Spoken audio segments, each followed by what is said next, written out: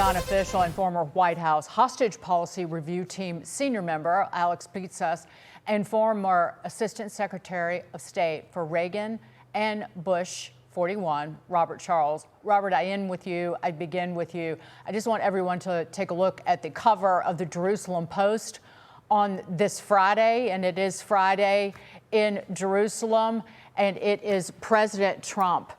And it says, if we can just put up that cover, it is the face of President Trump filled with the faces of all of those who are coming home, those living and dead. It really is a day of peace, not just for Israel, the United States, but potentially the Middle East and the world. Yes, so I guess I'll just say leadership, principled leadership, always matters. It did in the days of Theodore Roosevelt, where a Nobel Prize was awarded for ending a war. It did with Winston Churchill. It did with Ronald Reagan. It does with President Trump. At the end of the day, I am eminently hopeful about this, just for the simple reason that you're going to get the hostages home. I'm also hopeful that this could actually be the beginning of a big turn of the big wheel, and you begin to get real lasting peace in the Middle East. But I want to offer a note of caution. You know, in 1981, Anwar Sadat and Menachem Begin signed an accord, and months later, Anwar Sadat, the then prime minister or president of Egypt, was dead by an assassin. Same thing happened in 1995 when Yitzhak Rabin signed an agreement with the PLO, and shortly after that, radicals killed him. So the bottom line is we must always be on guard for terrorism, and this will not stop Israel's ability and necessity of being on guard for terrorism. But it's a very, very hopeful moment, and I guess we all ought to turn, as that newspaper did, to President Trump and say, thank you, Mr. President, for not giving up, for constantly being the honest broker, and for getting this thing to a final conclusion.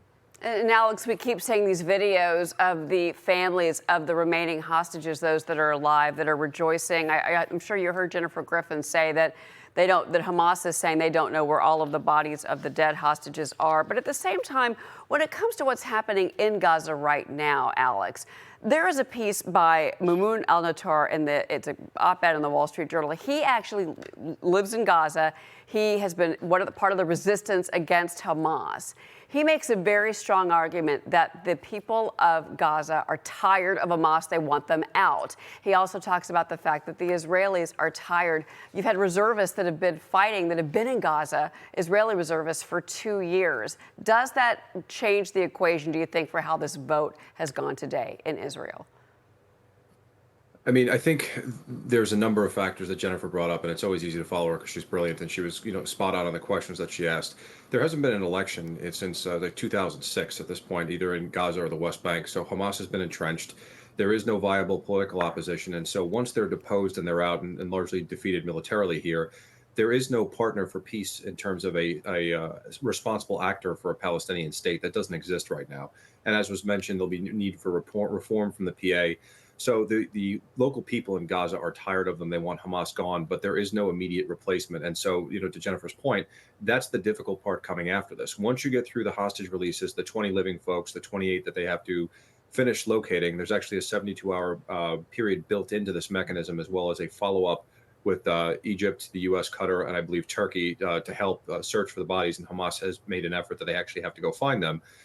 The war is not over at that point because Hamas still has to demilitarize. And the piece that's probably the most difficult, that didn't get enough attention because everybody was busy trying to blame the Israelis, is that the reason the deal didn't go through originally is Hamas has been insistent upon keeping weapons and making sure that they had some part of post-war security, which is a non-starter for a terrorist group that killed nearly 2,000 innocent people on a single day.